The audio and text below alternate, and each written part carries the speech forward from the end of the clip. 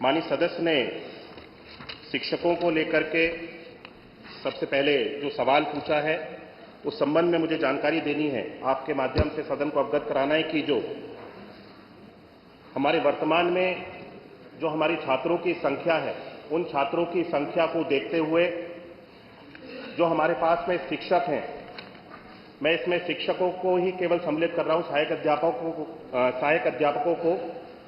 इसको जो हमारा छात्रों का और जो पीटीआर होता है छात्रों का और शिक्षक का जो रेशियो है, वर्तमान की छात्र संख्या को देखते हुए और वर्तमान के हमारी शिक्षकों की संख्या को देखते हुए हम 1:30 होना चाहिए, जो कि प्राइमरी स्कूल्स में उसको हम लोग पूरा करते हैं। और शिक्षा मित्रों को अगर हम इसमें सम्मिलित करते हैं तो शिक्षा मित्रों को इसमें सम्मिलित करते हुए 1:22 का रेशियो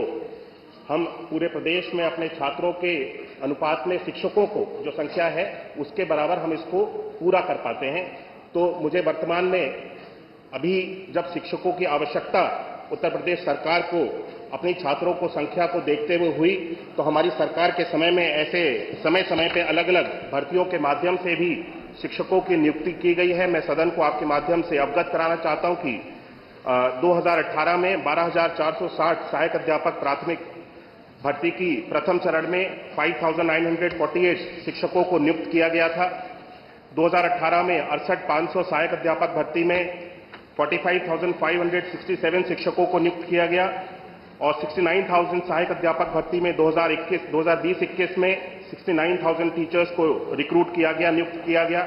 और 12,460 सहायक अध्यापक भर्ती में 2023-24 में 5,856 शिक्षकों को नियुक्त किया गया। ये मिलाकर के कुल 1,26,371 शिक्षकों को हमारी सरकार के समय में नियुक्ति दी गई है। अब जब वर्तमान में छात्रों की और शिक्षकों का अगर अनुपात हम लोगों को इस तरह से अवगत महसूस होगा कि छात्रों की और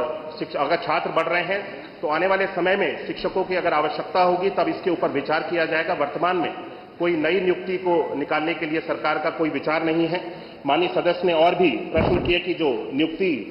अभी कोर्ट में विचाराधीन है, कोर्ट में जो सुप्रीम कोर्ट में 69,000 की एक भर्ती हमारी विचाराधीन है, जिसपे माननीय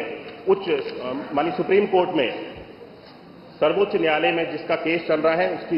लिए हमारी सरकार की ओर से पूर्ण रूप से पहल की जा रही है। जो भी हमारी सरकार का उसमें योगदान हो सकता है, हम स्वयं चाहते हैं कि शिक्षकों की ये जो भर्ती की प्रक्रिया है इसको जल्द से जल्द समाप्त किया जाए और सरकार की ओर से इसमें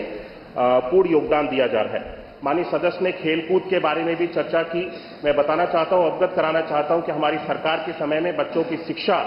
के ऊपर तो हम लोग ध्यान दे ही रहे हैं, लेकिन बच्चों के ऑलराउंड डेवलपमेंट में खेल का भी बहुत बड़ा योगदान है। हम समय समय पे प्रदेश स्तर पे, जिले स्तर पे अलग अलग प्रतियोगिताओं को ऑर्गेनाइज कराते हैं, जिसके लिए यहां से धनराशि की व्यवस्था भी की जाती है और हर एक विद्यालय में बच्चों को खेलकूद के उपकरण को भी उनको उपलब्ध कराने के लिए भी हर विद्यालय को अलग से हमारी सरकार के द्वारा, शासन के द्वारा धनराशि दी जाती है, जिसके माध्यम से बच्चों के लिए विद्यालय स्तर पर जाकर के खेलकूद के उपकरण परचेज किए जाते हैं और जिससे बच्चे खेलकूद में जिस भी क्षेत्र में जिस भी खेल में उनकी रुचि हो उस खेल में आगे बढ़ सकते हैं। माननीय सदस्य ने यह भी प्रश्न उठाया कि हमारी सरकार के समय में विद्यालयों को बंद करने का कार्य किया जा रहा है। मैं याद दिलाना चाहता हूं कि 2017 से पहले उत्तर प्रदेश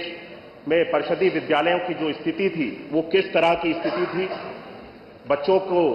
स्कूल में जाकर के पठन पाठन के कार्य की कितनी सहूलियत होती थी, हम सब लोगों ने, पूरे प्रदेश ने देखा है। 2017 के बाद से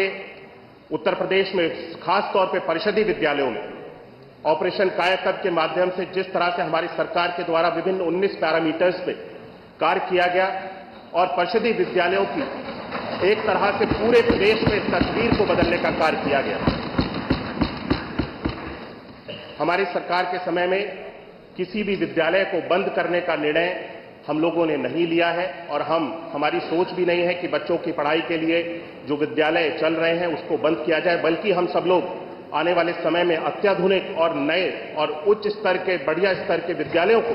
खोलने की हम सब लोगों की सरकार की योजना है। और आने वाले समय में मुझे लगता है जब ये विद्यालय बन करके तैयार हो जाएंगे तो हमारे परिषदीय विद्यालय में भी प्राइवेट स्कूल्स में जो बड़े से बड़े, अच्छे से अच्छे स्कूल में जो सुविधाएं बच्चों को दी जाती हैं वो निःशुल्क हमारे परिषदीय स्कूल्स में भी बच्चों को देने में हमारी सरकार सफल होगी।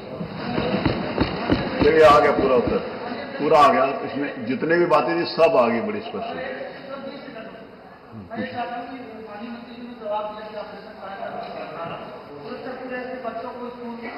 की जा रही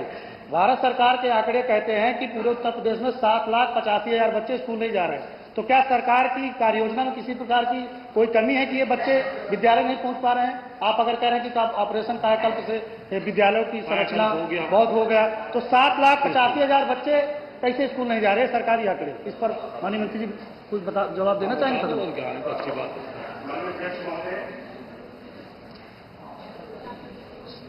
माननीय सदस्य ने जो चिंता जताई है